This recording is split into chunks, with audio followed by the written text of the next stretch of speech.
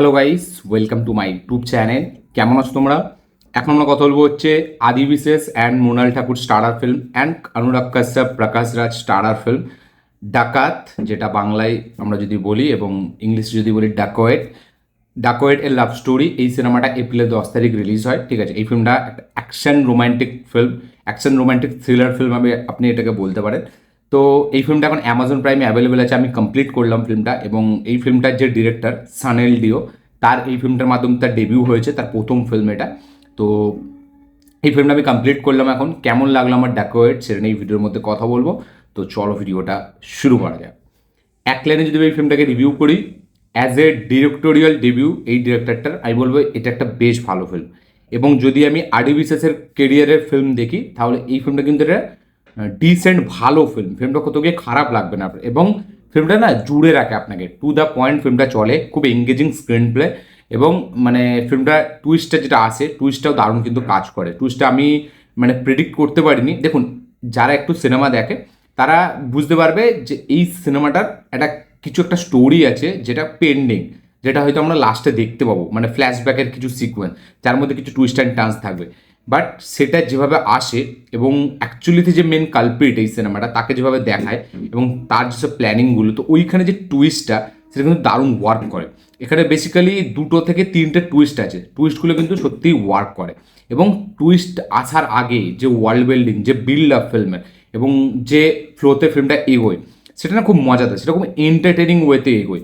এবং এই ফিল্মটা হ্যাঁ খুব ডিপলি বিশাল কিছু দেখায় না, একদম স্ট্রেট ফরওয়ার্ড চলে, সিম্পল ন্যারেটিভেই চলে, খুব যে কমপ্লেক্স এরকম কিছু না।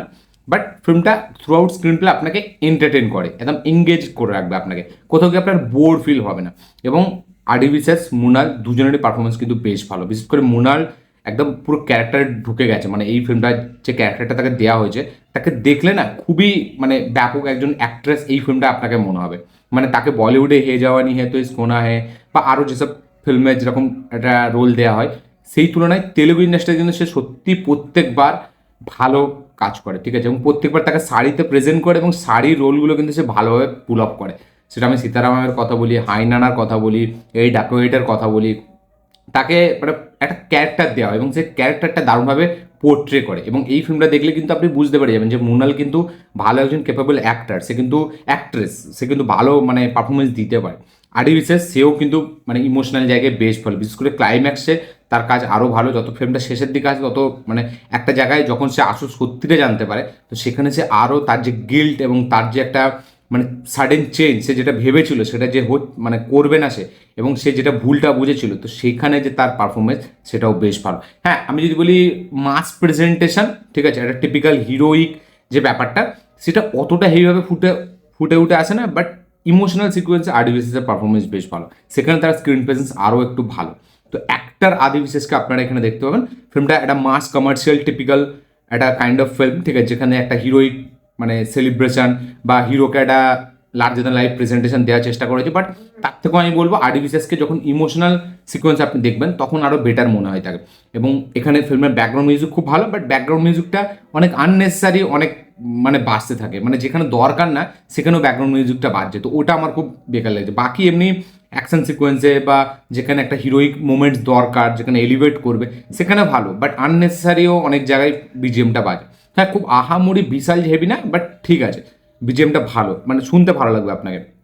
এবং যদি কথা বলি অনুরাগ কাশ্যপ প্রকাশ রাজ, অনুরাগের পারফরমেন্স আপনাদের যারা মহারাজা দেখেছেন, তো মহারাজা দেখে অনুরাগ কাশ্যপের ওপর যতটা আপনার রাগ ধরবে, এই ফিল্মটা দেখে অনুরাগ কাশ্যপের ওপর আপনার একটু ভালোবাসা, একটু দরদ আপনার মানে উতলে উঠবে। কারণ এখানে তার যে ক্যারেক্টারটা দেওয়া হয়েছে, প্রথমে আপনি দেখে ভাববেন যে শালা প্রচুর ঢ্যাম না, কিন্তু তার যে সাডেন চেঞ্জটা সেটা বেশ ভালো লাগে। এবং এখানে সব থেকে সারপ্রাইজিং মানে পারফরমেন্স এখানে একটা লোক দিয়ে বেরিয়ে গেছে, যার স্ক্রিন টাইম খুব কম ছিল, বাট সে ওইটুকু স্ক্রিন টাইমে নিজের যে কী বলবো একটা নিজের ভেতরে যে ডেভিলটা এবং যে কত ডেঞ্জারাস একটা লোক, এবং একটা সাইকোড কাইন্ড অফ একটা লোক, যেটা পুলিশ অফিসার, এখানে আমি ক্যারেক্টারটা বলছি না, আপনারা দেখবেন, মানে ওইটুখানি পারফরমেন্সে সে ব্যাপক পারফরমেন্স দিয়েছে। মানে সে যেভাবে সবাইকে মেরে যেভাবে সে নিজের এটাকে দেখাচ্ছে এবং সে যেভাবে পার্টি বদল করলো, তো ওই সিকোয়েন্সটাই এবং পার্টিকুলার ওই জায়গাটাই ওই ক্যারেক্টারটা আপনার মনে থেকে যাবে। এবং ওইখানে মানে পারফরমেন্স হেভি দিয়েছে, আমি বলবো না নামটাকে, সেটা একটা সারপ্রাইজিং, বেশ ভালো লাগবে আপনাদের দেখলে।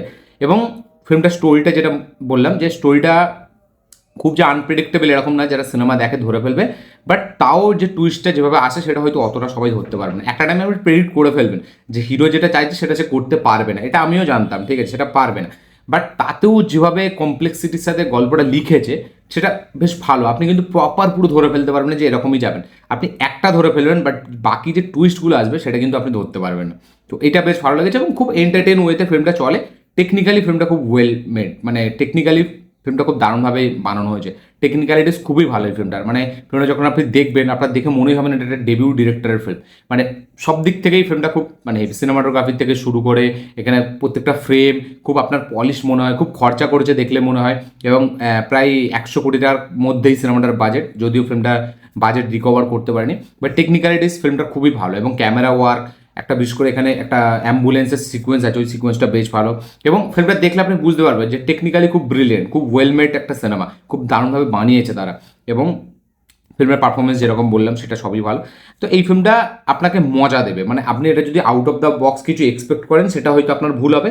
বাট আমি বলবো মানে এই বছর তেলেগু ইন্ডাস্ট্রিতে যে কটা আমি সিনেমা দেখেছি, মানে আমি ওই যদি বলি কন্টেন্ট ওরিয়েন্ট সিনেমা বাদ দিয়ে কমার্শিয়াল টিপিক্যাল একটা মানে কমার্শিয়াল জোনের মধ্যে বা মাস কমার্শিয়াল সিনেমাও যদি আমি বলি, তো তার মধ্যে এই সিনেমাটা কিন্তু আমার একটা দারুণ সারপ্রাইজিং সিনেমা মনে হয়েছে। মানে আমাকে ভালো লাগিয়েছে এই ফিল্মটা, মানে ফিল্মটাতে পারফরমেন্স থেকে শুরু করে ফিল্মটার মেকিং, ফিল্মটার টেকনিক্যালিটিস, ফিল্মটার আমি যদি বলি মানে প্লটে যেভাবে টুইস্ট অ্যান্ড টার্নসগুলো আসে বা গল্পটা যেভাবে এখানে এগোয় সেটা বেশ ভালো, একটা মজাদার। এবং হ্যাঁ, খুব মানে একটা টাইমের পর আপনার অতটা মানে যে এখানে চুরিগুলো হয় সেগুলো হয়তো অতটা আপনার কনভিন্সিং মনে হবে না, বাট আপনি মানে দুটো ক্যারেক্টারের সাথে আপনি এতটাভাবে জুড়ে যাবেন এবং এদের প্রেমটাকে যেভাবে এখানে করেছে, তো প্রেমটার মধ্যে এবং তার সাথে সাথে যে বিশ্বাসঘাতকতা, এই দুটোর মধ্যে আপনি এতটা ইনভেস্ট হয়ে যাবে যে কি করবে, ঠিক আছে। এবং এদের দুজনের প্রেমটা, তো ওইটা আপনাকে দারুণভাবে মানে অ্যাট্রাক্ট করে নেবে, আপনাকে কানেক্ট করে নেবে, যার কারণে ফিল্মটা কিন্তু আপনার একটু ভালো লাগবে, মানে মজাদার একটা ফিল্ম মনে হবে, মানে এন্টারটেনিং টাইম পাসের জন্য ভালো। এই ফিল্মটা যখন আপনি টিভিতে দেখবেন না,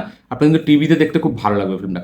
হ্যাঁ, কিছু জায়গা হয়তো আপনি মানে গানগুলো হয়তো অতটা হেভি লাগবে না, বাট বাকি যে সিকোয়েন্সগুলো সেগুলো কিন্তু মজা লাগবে আপনার। হ্যাঁ, খুব ডিপলি আপনি যদি একটা বিশাল কিছু এক্সপেক্ট করে থাকেন সেটা আপনার ভুল হবে। এটা mainstream commercial cinema, one time watch decent একটা ফিল্ম। ওয়ান টাইম ওয়াচ আমি বলবো না এই ফিল্মটা, তাও আপনি একবার রিপিটে হালকা একবার দেখতে পারবেন। ফিল্মের যে ক্লাইম্যাক্স, সেখানে যে মানে ব্যাপারটা সেটা আপনাকে একটু হয়তো হার্ট করবে, এবং এক্সপেক্ট করিনি আমি যেটা মাস কমার্শিয়াল সিনেমায়, মেন স্ট্রিম সিনেমায় এরকম হবে, মানে বেশ করে এই ফিল্মটা এরকম কিছু থাকবে এটা আমি এক্সপেক্টই করিনি, ক্লাইম্যাক্সে যেটা আসবে। তো বেশ ভালো। আপনাদের কি বক্তব্য, কি মতামত, কি রিয়াকশন অবশ্যই শেয়ার করবেন। এই ফিল্মটা আমার একটা বেশ ভালো ডিসেন্ট একটা ফিল্ম মনে হয়েছে। আমি বিশাল যে কিছু এক্সপেক্ট করেছিলাম সেরকম না, আবার যে আমার একদম এক্সপেকটেশন ছিল না এরকম না। তো আমার মিডিয়াম এক্সপেকটেশন ছিল এবং সেই এক্সপেকটেশনটা আমার কোথাও না কোথাও গিয়ে অনেকটাই ম্যাচ করেছে এবং আমার ভালো একটা টাইম পাসের জন্য বেশ ভালো একটা মুভি মনে হয়েছে, ডিসেন্ট ওয়াচ মনে হয়েছে। আপনাদের কি বক্তব্য, কি মতামত, কি রিয়াকশন অবশ্যই লিখে জানাবেন। আরডি বিশেষের আমি বলবো সে যেরকম সিনেমাতে কাজ করে তার থেকে এই সিনেমাটা একটু মানে হাটকে, বাট এই সিনেমাটা ভালো করেছে আমি বলবো। মানে সে অ্যাটেম্পটা নিয়েছে, অ্যাটেম্পটা ভালো, কিন্তু হয়তো তার অতটা বড় মানে স্টার ভ্যালু নেই বা অতটা ফেস ভ্যালু নেই, যার কারণে হয়তো ফিল্মটা অতটা বক্স অফিস কালেকশন করতে পারেনি।